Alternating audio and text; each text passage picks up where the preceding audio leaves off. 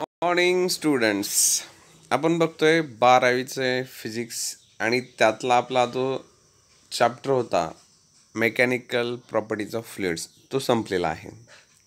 आज आपण नवीन chapter start करतोय जो सेकंड सेक्शनमधला आहे 9 नंबरचा चॅप्टर करंट इलेक्ट्रिसिटी. आता हा जो चॅप्टर आहे करंट इलेक्ट्रिसिटी ह्याचा पहिला जो पार्ट आहे तो आपल्याला 11वीमध्ये झालेला आहे.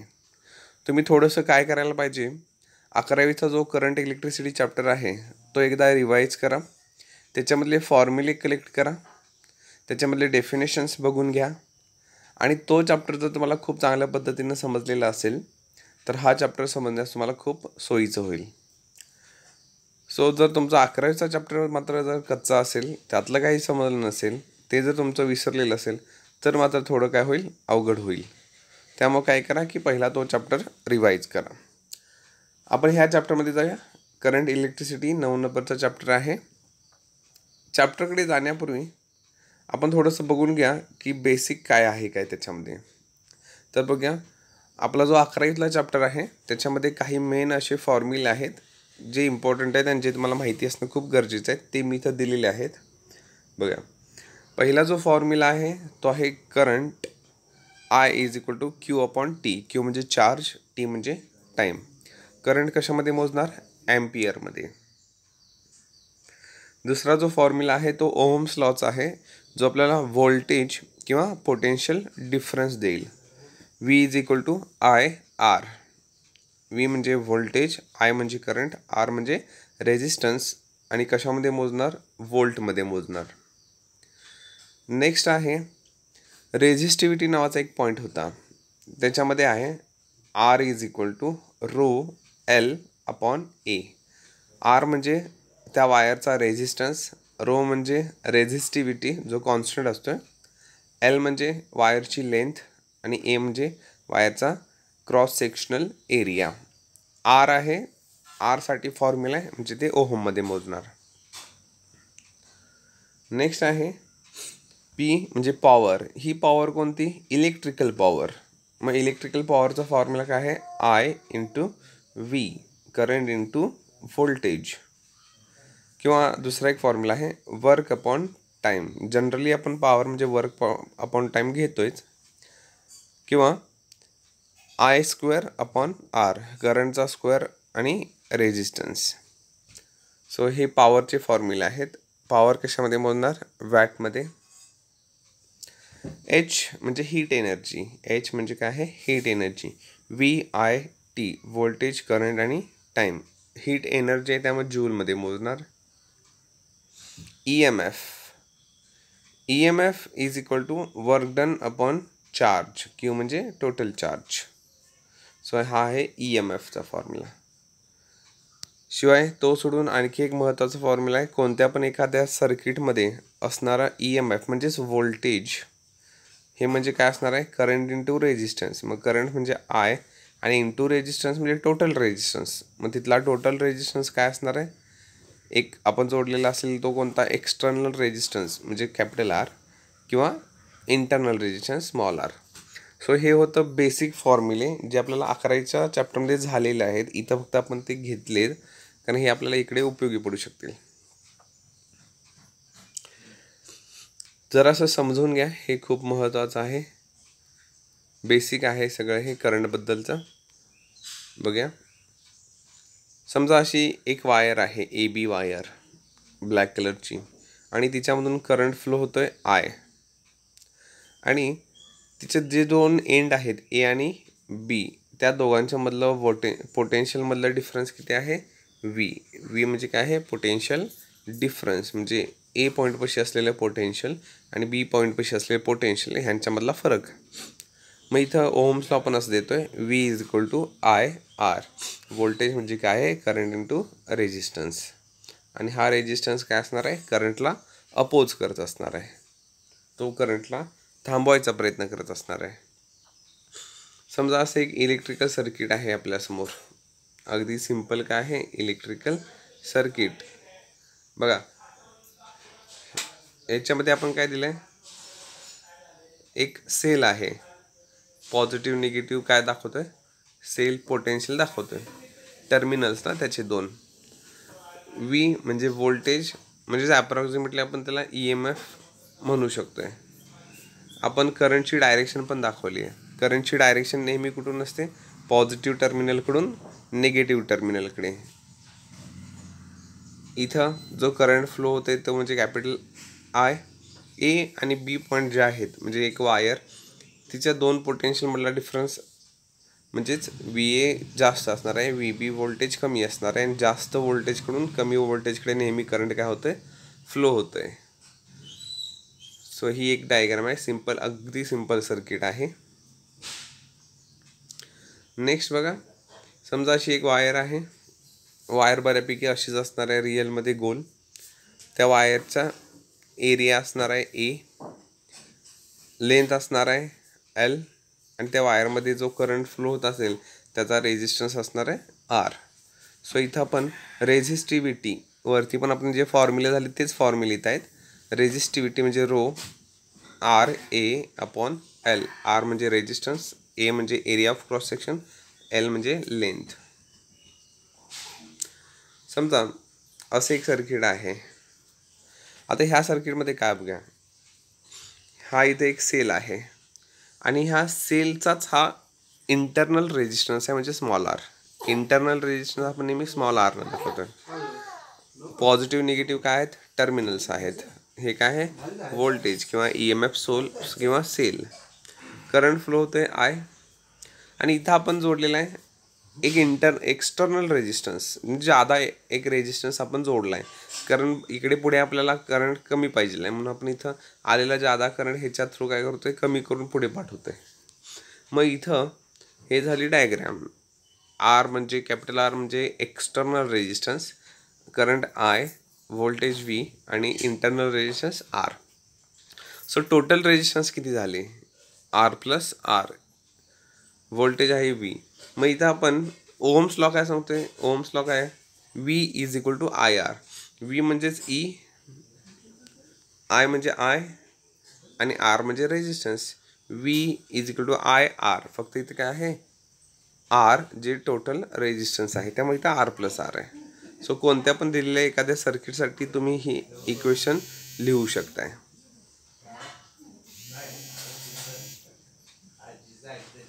एक मिनिट. ठीक आहे, मग आपण बेसिक बघतोय. अजून एक आहे जे बऱ्याच मुलांना कन्फ्युजन असतं, अगदी सोपी गोष्ट आहे, की समजा हे एक इलेक्ट्रिकल सर्किट आहे की ज्याच्यामध्ये इथं आहे व्होल्टेज सोर्स किंवा EMF सोर्स म्हणजे सेल. ब्लॅक कलरची आहे ती सगळी वायर आहे. इथे रेजिस्टन्स आहे, आणि हे म्हणजे कोण आहे, आपलं सर्किट, ज्याच्यामधून करंट काय फ्लो होतोय, आय. जर समजा मला करंट मोजायचं आहे तर मला यूज करायला पाहिजे ॲमीटर.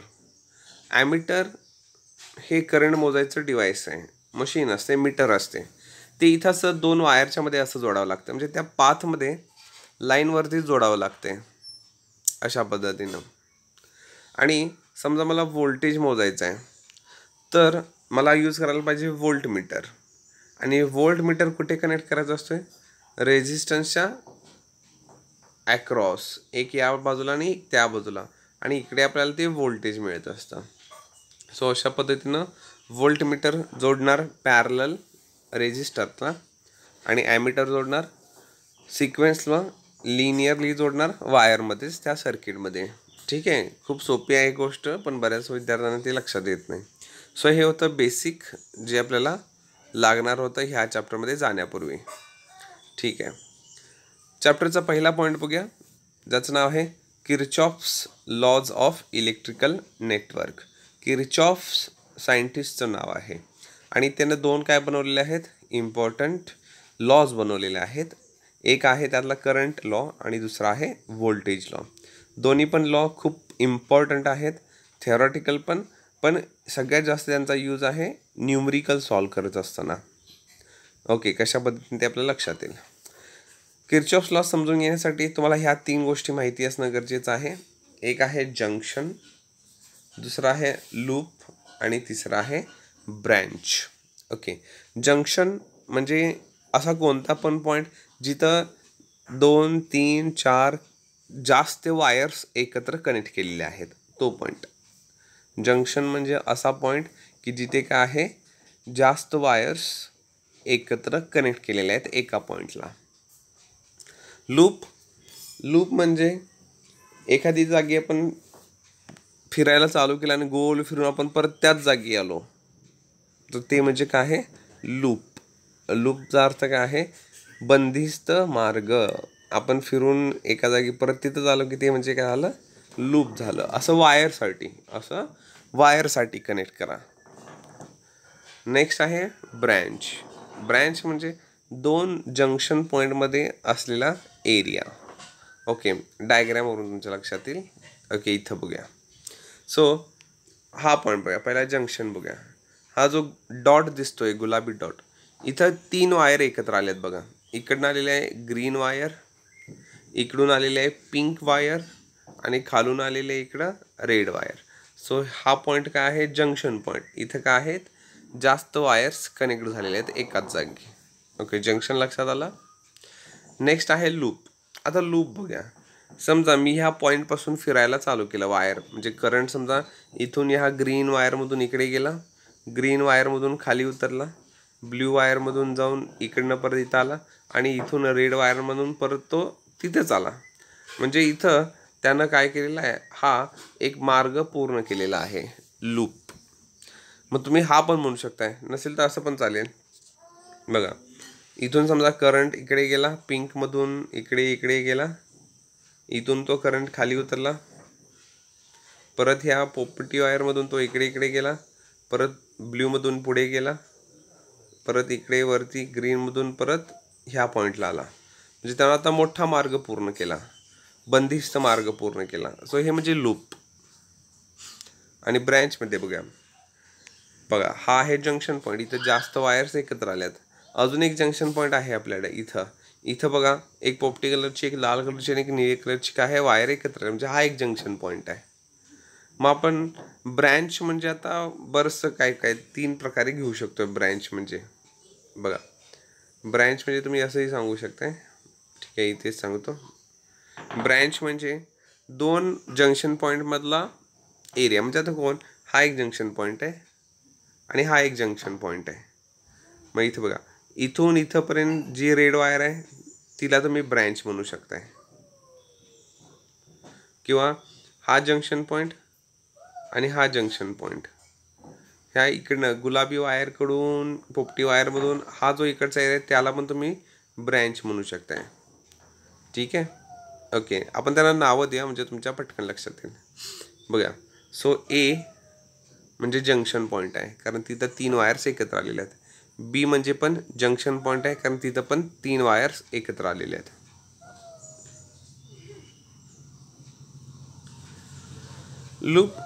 लूप काय तुम्ही बऱ्याच प्रकारे सांगू शकताय. इकडे बघूया, आता आपण त्याच डायग्रॅमला काय केलेलं आहे, थोडीशी जास्त नाव दिली. आता डायग्रॅममध्ये आपण एवढी जास्त नावं का दिली आहेत बघा, हे आपण एक सिम्पल होतं. इथं आपण एक सेल जोडलेला ज्याचं नाव होतं E1, इथं एक सेल जोडलेला ज्याचं नाव होतं E2 सेल. आपण 2 सेल जोडलेले आहेत. ह्या 2 सेलमधून करंट असा फ्लो होईल का बघा.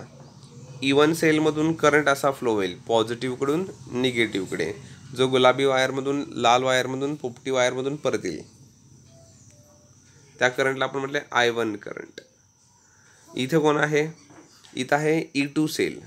E2 सेलमधनं बाहेर पडलेला करंटचं नाव काय असणार, I2 करंट. तो बघा, ग्रीन वायर, रेड वायर आणि ब्ल्यू वायर असं करत परत फिरून येईल. मग इथं ए आणि बी काय झाले, जंक्शन पॉईंट झाले. ह्या ए पॉईंटपाशी इकडनं आलेला I1 करंट आणि तिकडून आलेला I2 करंट दोन्ही एकत्र येईल, आणि इकडे खाली उतरताना काय उतरणार, I1 + I2 दोन्ही करंट एकत्र खाली उतरणार. अशा पद्धतीनं. सो हे काय आहे, एक सिम्पल सर्किट आहे, आणि आपण जंक्शन पॉईंट बघितले जिथं जास्त वायर्स एकत्र कनेक्ट झालेत. लूप बघा, आपली इलेक्ट्रिकल सर्किट डायग्राम आहे त्या शेजारी मी लूप दाखवलेले आहेत. ABCD हा एक लूप होतोय, किंवा उलटं पण म्हणू शकताय, ADCB पण चालतंय, किंवा मोठा पण घेऊ शकताय, FECD आणि परत Fकडे. हा पण काय आहे, लूप आहे, बंदिस्त मार्ग आहे, क्लोज्ड पाथ आहे वायरचा.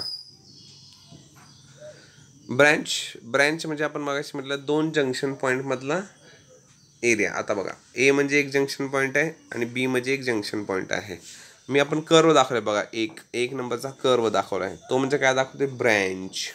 ब्रँचचा अर्थ काय आहे, 2 जंक्शन मधलं डिस्टन्स. मग तुम्ही असं पण करू शकता, हे 1 असं पण दाखवू शकताय, 2 हा एक ब्रँच आहे, किंवा अशा पद्धतीने एक दाखवू शकताय 3. सो 3 प्रकारे तुम्ही तो ब्रँच दाखवू शकताय, 2 जंक्शन पॉईंट मधलं डिस्टन्स. सो हे तुमच्या लक्षात आलं असेल. ओके, ठीक आहे. एक महत्त्वाच्या पॉईंटकडे जाऊया. पॉईंटचं नाव आहे किर्चॉफ्स फर्स्ट लॉ, किंवा त्यालाच म्हणू शकता तुम्ही करंट लॉ, किंवा त्यालाच तुम्ही म्हणू शकताय जंक्शन लॉ. ओके, नावातच आहे की जंक्शन लॉ आहे. बघा, हा पी एक जंक्शन पॉईंट आहे. पी काय आहे, हा जंक्शन पॉईंट. कारण इथं बघा किती वायर्स एकत्र आलेले आहेत, 1 2 3 4 5 6 वायर्स इथं काय झालेले आहेत, एकत्र आलेले आहेत. आता 6 वायर्स जर आपण तिथे एकत्र कनेक्ट केल्यात, तर असं काही नाही आहे की प्रत्येक वायरमधल्या करंटची डायरेक्शन सेमच असेल. म्हणजे बघा, पहिली वायर बघा, तिच्यातून करंट I1 जंक्शन पॉईंटकडे येतो आहे. दुसरी जी वायर आहे तिच्यातून current I2 away from junction जातोय, बाहेर जातोय करंट. तिसऱ्या आणि चौथ्या वायरमधून परत करंट जंक्शन पॉईंटकडे येतोय, आणि 5व्या आणि 6व्या वायरमधून करंट बाहेर चाललाय. म्हणजे प्रत्येक वायरमधून एकतर करंट जंक्शन पॉईंटकडे येतोय किंवा जंक्शन पॉईंटकडून बाहेर जातोय. हे म्हणजे कसं आहे, रेल्वे जंक्शन सारखं आहे, रेल्वे स्टेशन सारखं आहे, की तिकडे काही ट्रेन्स येत असतात आणि काही ट्रेन्स बाहेर चाललेले असतात, अगदी त्या पद्धतीनं. पण ह्या जंक्शन पॉईंटपाशी एक गोष्ट फिक्स आहे की जंक्शन पॉईंटपाशी जे काही करंट आत येत आहेत तेवढे सगळे करंट काय आहेत, बाहेर जात आहे. म्हणजे जंक्शन पॉईंटपाशी इनकमिंग करंट आणि आउटगोईंग करंट सेम असतोय. जर आता इनकमिंग करंट आणि आउटगोईंग करंट जर सेम असेल तर मग जंक्शन पॉईंटपाशी करंट किती राहणार, ऑब्विसली 0. आलेला करंट सगळा काय होतोय, दुसऱ्या मार्गाने निघून जातोय. सो हेच म्हणजे काय आहे, जंक्शन लॉ आहे. बघा, the algebraic sum of the currents at a junction is 0 in an electrical network. That is total current. बघा, समेशन म्हटले ना, summation I is equal to 0. म्हणजे टोटल करंट असं त्यांना म्हणायचं आहे, I1 plus I2 plus I3 plus I4 plus असं सगळं काय असतं, 0. कारण तिथे करंट शिल्लक राहत नाही आहे. मग आपण हे कसं दाखवायचं मॅथमॅटिकली. ओके, मॅथमॅटिकली आपण असं दाखवायचं की ज्या करंटची direction towards the junction point आहे त्यांना आपण पॉझिटिव्ह करंट म्हणायचं. म्हणजे कोण I1 I3 आणि I4 हे पॉझिटिव्ह आहेत. आणि जे करंट जंक्शन पॉईंटपासून बाजूला चाललेत, लांब चाललेत, त्यांना आपण निगेटिव्ह म्हणायचं. म्हणजे कोण -I2 -I5 आणि -I6. आणि हे सगळं आपण इज इक्वल टू म्हणून 0 लिहायचं. ओके, कसं ते इथं बघा, वरच्या डायग्रामकडे बघितलं आपण असं लिहू शकते बघा equation. I1 -I2 plus I3 plus I4 -I5 -I6 is equal to 0. Okay, so कुणाला मायनस साईन दिले, अशा ह्यांना की ज्यांच्यातून करंट बाजूला चालला आहे. कुणाला प्लस साईन दिले, अशा वायर्सना की ज्यांच्यातून current towards the junction point आला आहे. ओके, सोपं आहे. किती पण वायर्स असू देत, तुम्ही पॉझिटिव्ह आणि निगेटिव्ह साईन फक्त त्यांना द्यायचं आहे. कुणाला पॉझिटिव्ह देणार, येणाऱ्या करंटकडं जंक्शन पॉईंटकडे. कुणाला निगेटिव्ह देणार, जंक्शन पॉईंटपासून बाजूला जाणाऱ्या करंटला. आणि इज इक्वल टू 0 म्हणायचं. बस, एक काम करू शकते आता. ह्याच्यामध्ये I2 I5 आणि I6 हे मायनस आहेत, त्यांना इज इक्वल टू साईनच्या पलीकडे घ्या. पलीकडे घेतात ते काय होतील, प्लस, म्हणजे असं दिसेल. मग I1 I3 आणि I4 काय आहेत, इनकमिंग करंट. I2 I5 आणि I6 काय आहेत, आउट गोईंग करंट. सो इथं नक्कीच काय होणार, incoming current is equal to outgoing current. म्हणजे total current at junction point काय असणार आहे, 0. ओके, किर्चॉफ्स लॉ खूप सोपा आहे पहिला. ठीक आहे. ओके, दुसऱ्या पॉईंटकडे जाऊया. आणि हे एक एक्झाम्पल आहे बघा, हे एक एक्झाम्पल आहे पहिला जंक्शन लॉचं खूप सोपं आहे. ओके बघूया.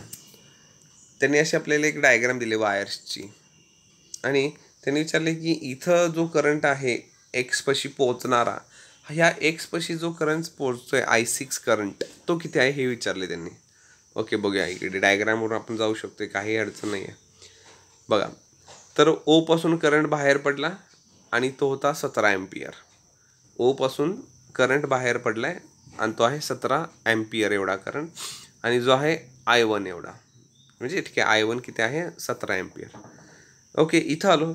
इथं आल्यानंतर आपल्याला काय लक्षात आलं की इथं जंक्शन आहे, म्हणजे आणखी एक वायर इथं कनेक्ट आहे, 2 मार्ग आहेत. मग आता हा जो करंट आला 17, त्यातला बघा I2 म्हणजे आल्यानंतर करंट तो इकडे उजव्या साईडला वळला आहे, आणि किती सगळा गेलाय का नाही, तिथे दिले 3 एम्पियर एवढा करंट I2 म्हणून बाजूला गेला. म्हणजे आलेला I1 करंट 2 जागी विभागला गेला. 17 मधला 3 उजवीकडे गेला आणि राहिलेला खाली गेला I3 म्हणून. मग जर 17 मधून 3 इकडे गेला तर मग खाली किती गेला असेल, 17तून 3 गेले 14. सो I3 किती झाला आपला आता 14. मग तो परत खाली खाली खाली गेला आणि इथं आल्यावर परत एक जंक्शन पॉईंट आला, म्हणजे इथं आणखी एक वायर कनेक्ट झाल्या. आता वरून आलेला I3 म्हणजे 14, आणि हा काय काय दाखवला आहे 2 एम्पियर जो दाखवला आहे I4 तो आलाय की गेलाय, तर तो आलाय. म्हणजे वरून यायला आहे 14 आणि हा आलाय 2, मिळून किती झाला 16. म्हणजे सी पॉईंटपासून 16 करंट खाली सरकला, म्हणजे I5 किती आहे आपल्यासाठी 16 एम्पियर. हा 16 एम्पियर खाली गेल्यानंतर बघतोय तर इथं परत 2 मार्ग. हा इथं परत काय होणार, करंट स्प्लिट होणार, डिवाइड होणार. त्यातला बघा उजव्या साईडला किती गेला असं दाखवले त्यांनी 9. 16तून किती गेला 9 इकडे गेला I7 म्हणून. मग आता 16तून 9 इकडे गेला तर राहिले किती 7. मग तो इकडे गेला एक्सकडे, म्हणजे I6 जो आपल्याला शोधायला सांगितला आहे एक्स तो किती असणार आहे 7 एम्पियर. सो तुमच्या लक्षात आलं असेल की करंट काय होतोय, आलेल्या मार्गाकडून जातोय बाहेर, नाही तर तिकडनं तर येतोय. सो अशा पद्धतीने काय आहे तुम्ही इथं वापरू शकता किर्चॉफचा फर्स्ट लॉ. ओके, नेक्स्ट बघा किर्चॉफचा काय आहे सेकंड लॉ. त्यालाच तुम्ही म्हणू शकताय व्होल्टेज लॉ, किंवा त्यालाच तुम्ही म्हणू शकताय लूप लॉ. ह्याच्यामध्ये आपल्याला काय असतं ना की एक इलेक्ट्रिकल सर्किट दिलेलं असतं, आणि हे इलेक्ट्रिकल सर्किट आपल्याला काय करायचं ट्रेस करायचं असतं. तर ट्रेस करायचं असतं म्हणजे काय, तर आपल्याला त्या इलेक्ट्रिकल सर्किटमधून व्होल्टेज कलेक्ट करायचं असते. व्होल्टेज V, मग इथं व्होल्टेज लिहिले का नाही, ओहमचा फॉर्म्युला आहे V=IR. V म्हणजेच IR आणि IR म्हणजेच V. व्होल्टेज लिहिलं तरी चालते किंवा I×R लिहिलं तरी पण चालते, दोन्हीचा अर्थ काय व्होल्टेजच. सो व्होल्टेज कलेक्ट करायचं आणि कुणाला उचलायचं आहे की E म्हणजे EMFला उचलायचं आहे. सो इथं आपल्याला काय करायचं आहे, इलेक्ट्रिकल सर्किट आपल्या समोर असणार आहे, ते आपण बघत जायचं आणि त्याच्यातून आपण व्होल्टेज आणि EMFला उचलत जायचं. ओके, म्हणजे काय करायचं तुमच्या लक्षात येईल आपण एक्झाम्पल सोडवल्यानंतर. ओके, समजा हे एक इलेक्ट्रिकल सर्किट आहे, जर जास्तच कॉम्प्लिकेटेड वाटते ना. ओके, काय नाही, सोपं आहे. बरं, हे बघा इथे एक EMF सोर्स आहे ज्याचं नाव आहे E1.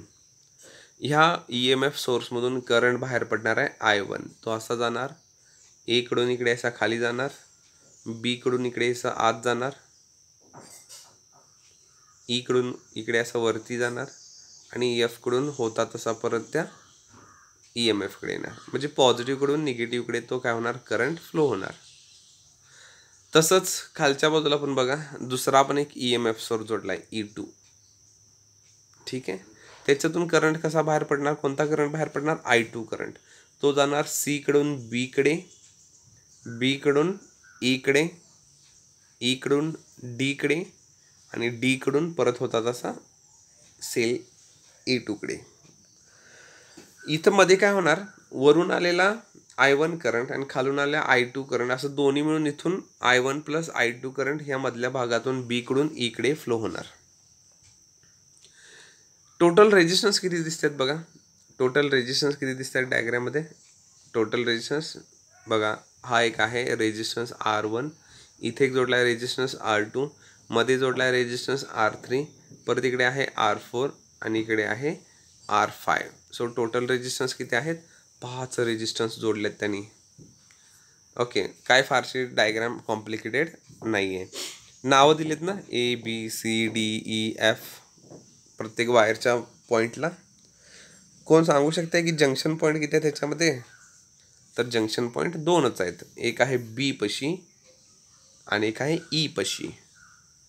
जंक्शन पॉईंट किती आहेत? 2, B आणि E पशी. ठीक आहे. सो हे झाले आपली डायग्राम. आता इथं 2 नियम आपल्याला कोणाकोणाला उचलायचं आहे? EMF सोर्सना आणि करंट आणि रेजिस्टन्सच्या कॉम्बिनेशनला. ओके, बघूया. सो इथं बघूया, सेलला घेत असताना नियम काय सांगतोय? इक्वेशनमध्ये सेलला EMFला घेत असताना नियम काय सांगतोय? ओके, बघूया. समजा आपण चाललोय असं, वायर आहे AF वायर आणि त्याच्यामध्ये समजा सेल जोडला आहे E1 सेल आहे. E1 सेलला 2 टर्मिनल असणार, एक असणार पॉझिटिव्ह टर्मिनल आणि एक असणार निगेटिव्ह टर्मिनल. समजा आपण A कडून F कडे चाललोय, आपण समजा A कडून F कडे चाललोय, तर आपण कुठल्या टर्मिनलकडे चाललोय? पॉझिटिव्ह टर्मिनलकडून निगेटिव्ह टर्मिनलकडे.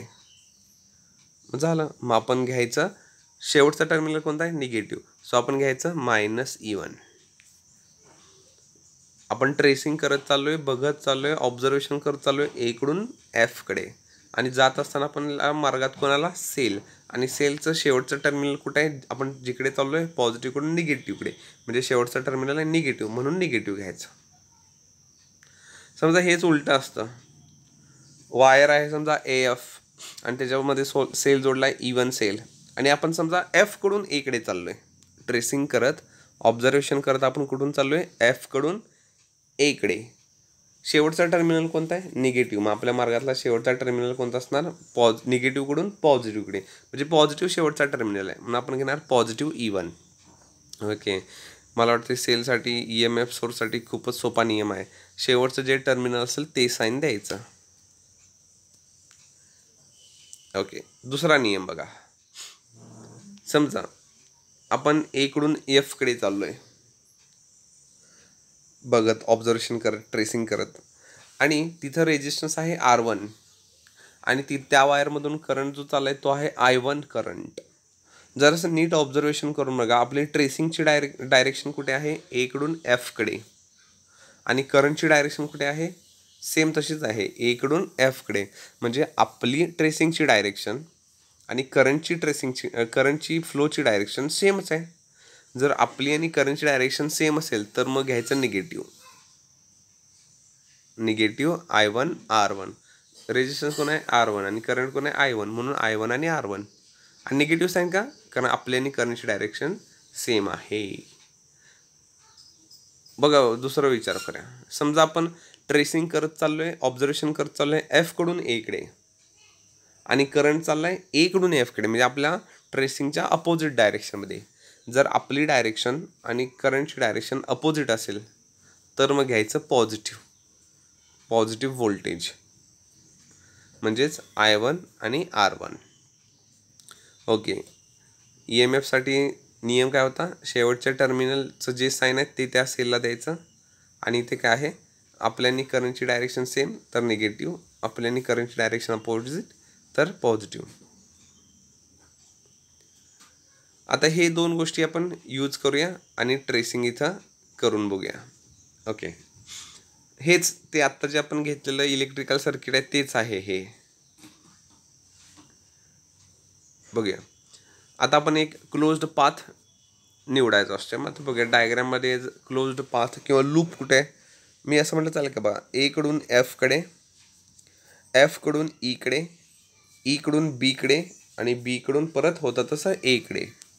इथं दिले बघा A, F, E, B आणि A. सुरुवात पण A नाही आणि शेवट पण A आहे. हे काय कशाचं नाव झालं? लूपचं नाव झालं, त्या क्लोज्ड पाथचं नाव झालं. आणि मी चाललोय आता बघत. ओके, मग कोणाकडून जायचं आहे? A कडून सुरुवात करायची आणि F कडे जायचे. ओके, डायग्राममध्ये बघा,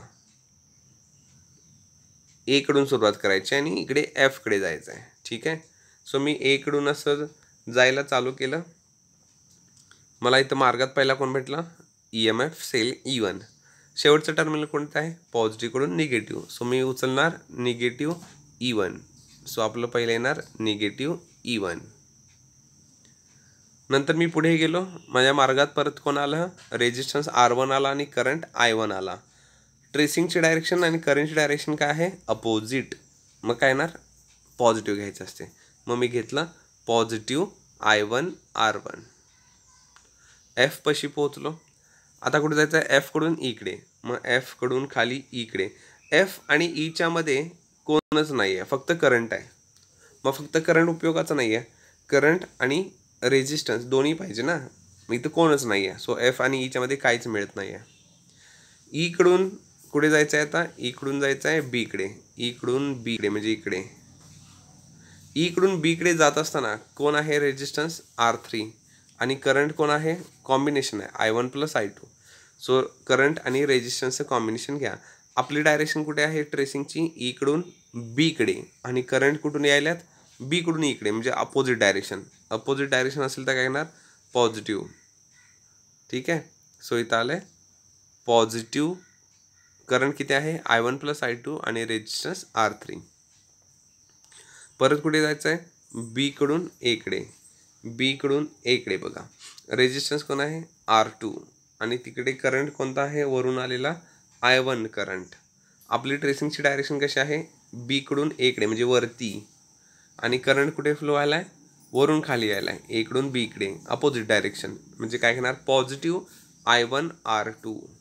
सो शेवटी काय येणार, पॉझिटिव्ह I1 आणि R2. आणि ह्या सगळ्याला = काय म्हणायचं, 0. हे झालं आपलं ट्रेसिंग केलेलं इक्वेशन. तसंच मी आणखी एक क्लोज्ड पाथ घेतला आहे. फॉर एक्झाम्पल EDCB आणि परत E. बघा EDCB आणि परत E म्हणजे खालचा चौकोन घेतला आहे.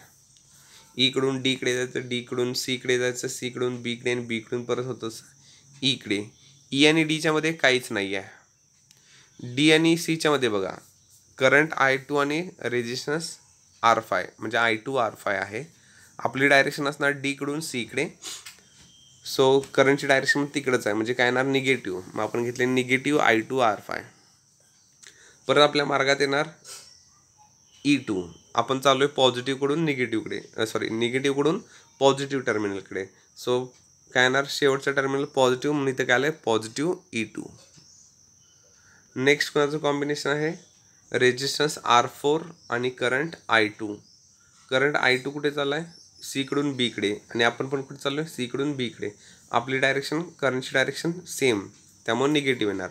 सो निगेटिव्ह I2 आणि R4. निगेटिव्ह I2 आणि R4. परत आपण येणार Bकडून Eकडे. करंट आहे I1 + I2, रेजिस्टन्स आहे R3.